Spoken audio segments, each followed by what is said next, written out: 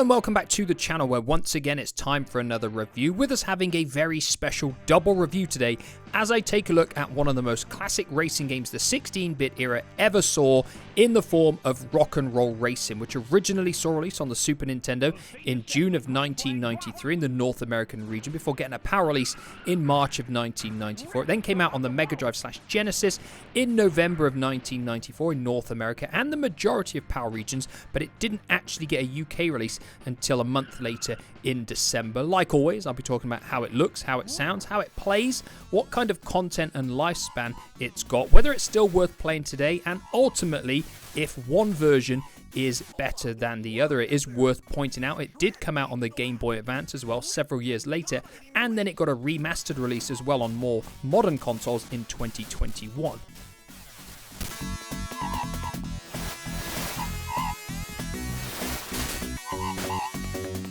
So once you hit the main menu, you've got the same choices regardless of which version you're playing. You've got New Game, Password and VS Mode.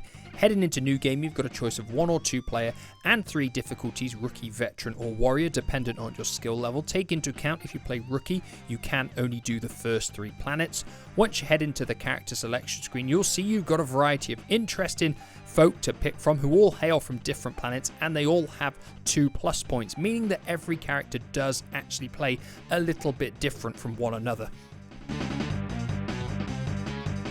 So like always, I'm going to start with visuals first, and we will start with the Super Nintendo version simply because that was the first one to come out. And what we've got here, in my opinion, is one of, if not the best looking racing game on the console. Now I know a lot of people might disagree with that. They might say F-Zero is, they might say Super Mario Kart is. But I think everything that Rock and Roll Racing sets out to do, it does absolutely brilliantly. The visual aesthetics, from the menus to the worlds that you race on, to the drivers, to the vehicles, is absolutely perfect. It really, really is. There isn't anything negative I could say in terms of the presentation of the game. The game runs very well as well. There's no issues whatsoever with the performance. All of the special effects, whether it's the explosions, the smoke coming off your vehicles, all the weapons that you can use, they all look fantastic as well. There's great visual variety between all the different planets. They've all got their own sort of settings and color schemes, and it just works brilliantly. The Super Nintendo version of Rock and Roll Racing, in my opinion, looks absolutely fantastic, and there isn't a single negative thing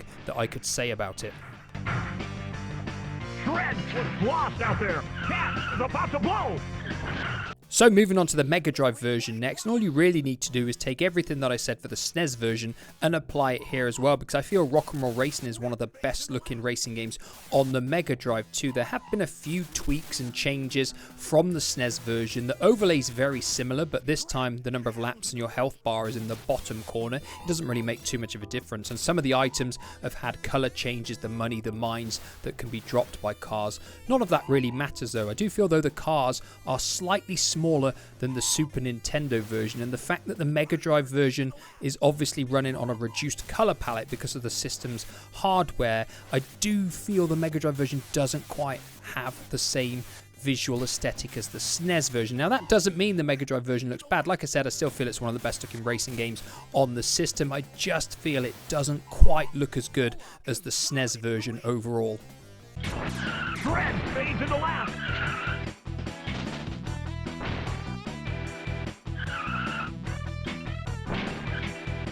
Cat powers up. Shred fades into last. Cat is dominating the race.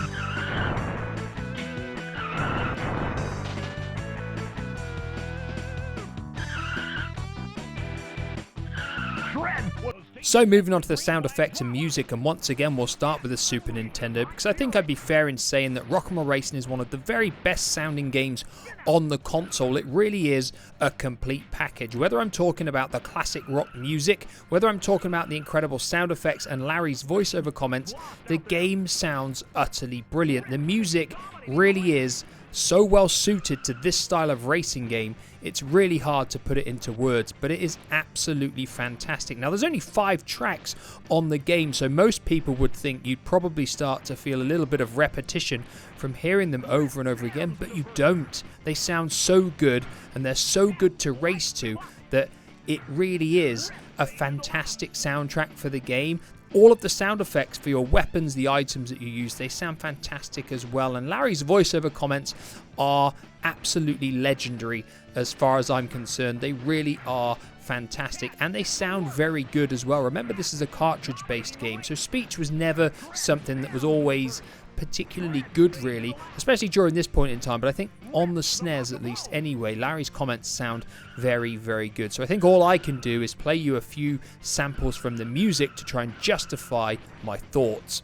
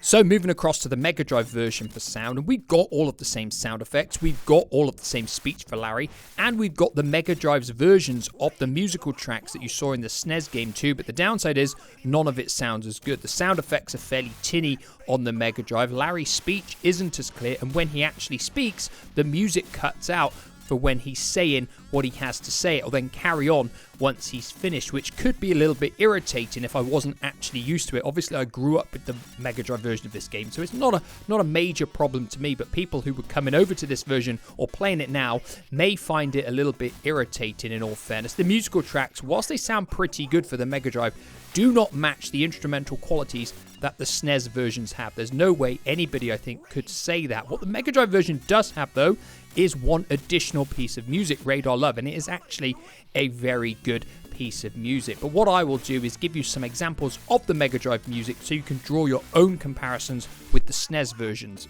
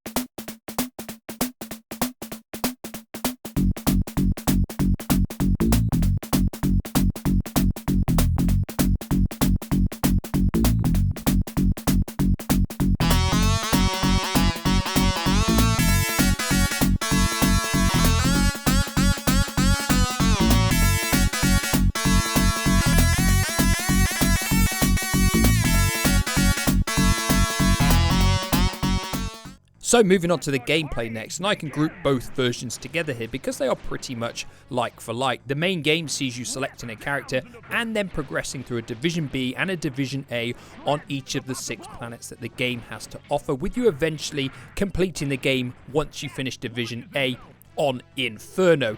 You get 400 points for coming first, 200 points for coming second, and 100 points for coming third, with each planet requiring a slightly higher points total than the previous one to progress. You also get monetary rewards in the races as well, dependent on where you finish, and you can also pick up money items and get bonuses for destroying your opponents and lapping them as well. With the money, you can of course upgrade the capabilities of your current vehicle or purchase one of the game's other vehicles. Obviously the vehicles differ and they have different capabilities, with the vehicles also getting slightly faster as you progress as well. A great challenge in the game, that I find at least anyway, is keeping one of the starter vehicles for as long as you possibly can and seeing how well you can do with it. That provides a tremendous gameplay challenge, I will point that out. Now, in terms of the way they control, both of the games are pretty similar in this regard as well. You can accelerate, you can fire your frontal weapon, you can use your jump or your turbo boost, and you can dispense your rear item as well. Now, in terms of a Super Nintendo controller,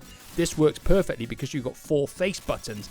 A standard Mega Drive control pad obviously only has 3 buttons, and this means you need to double tap the accelerator to use your jump or boost, which isn't quite as good. Obviously, if you've got a 6-button controller, it's not a problem and it works fine.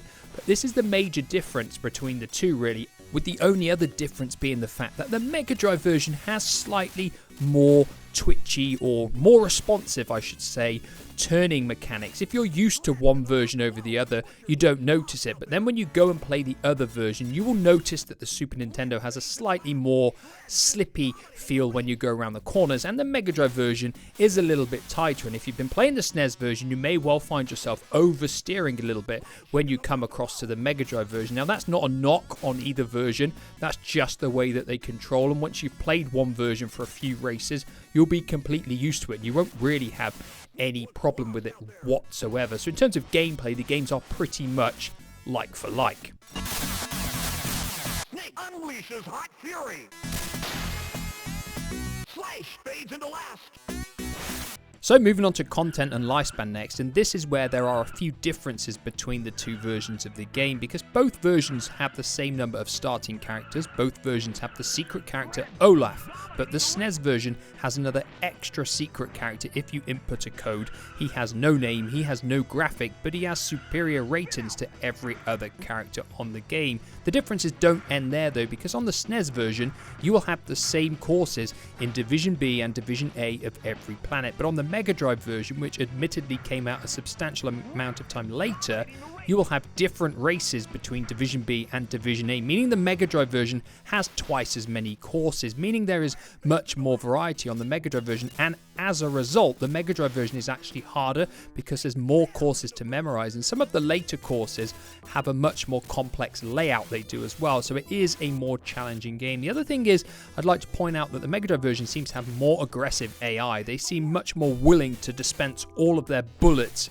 on you from any angle of the race. You may well see missiles flying across the track on the Mega Drive version, where this isn't really very common on the Super Nintendo, and as a result the Mega Drive version definitely does present more of a challenge. Other than these differences though, the games are pretty much the same, and I wouldn't really say the Mega Drive version is more fun to play because it has more tracks. It probably isn't really, in all fairness, because the SNES version is just as addictive as the Mega Drive version. They are both very, very addictive games, and they will give you plenty of lifespan simply because they are so entertaining. Even if you're only playing them in one player mode, they are simply so fantastic to play and so addictive. They've got this one more go quality to them that make you want to upgrade your current vehicle that little bit more, or get that little bit more money so you can buy your next vehicle.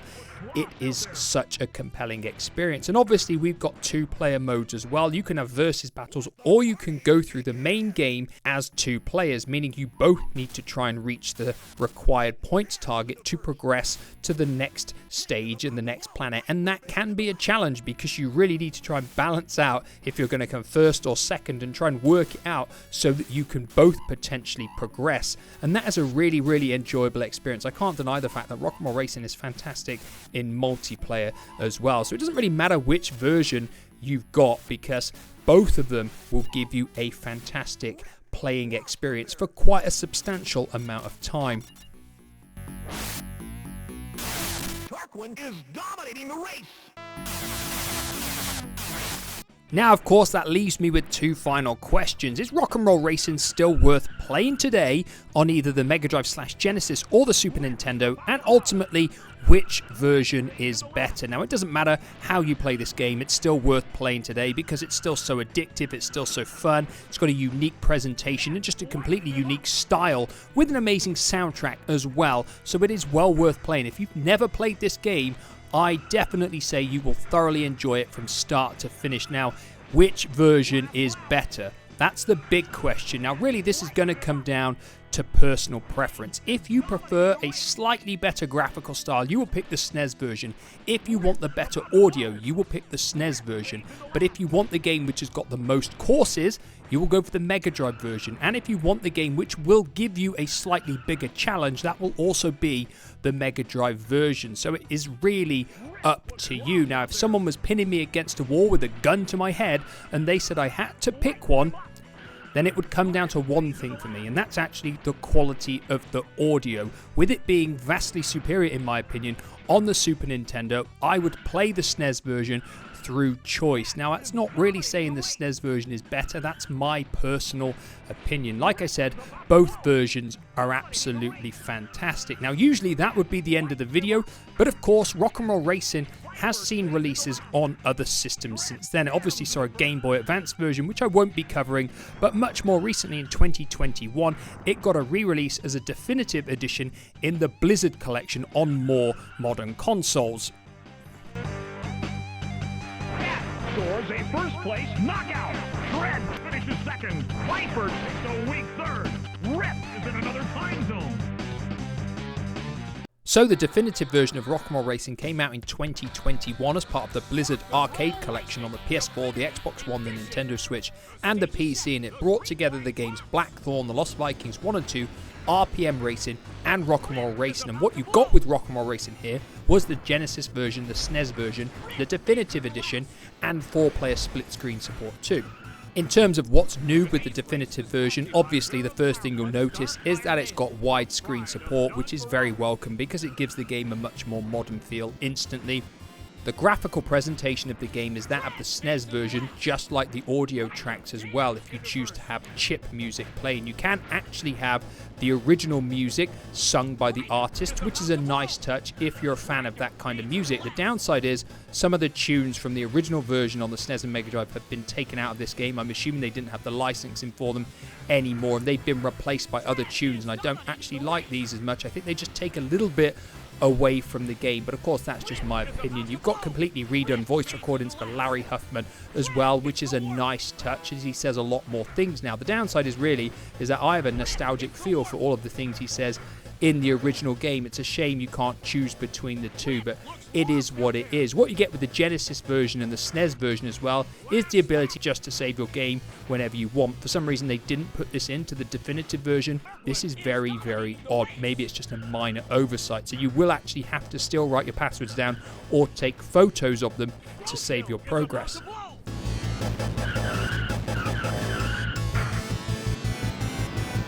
Parkland hits the warp. Roadkill fades into last.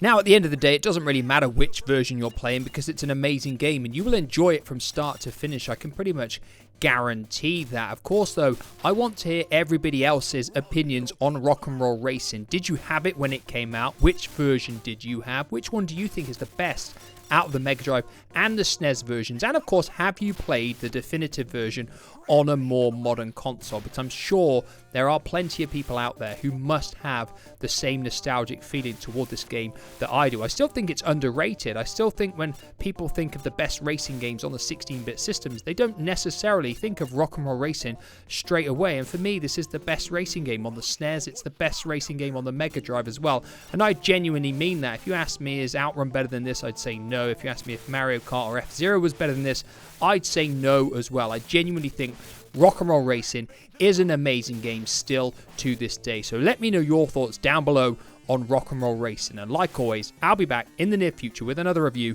Goodbye for now. Snake is dominating the race. Last lap.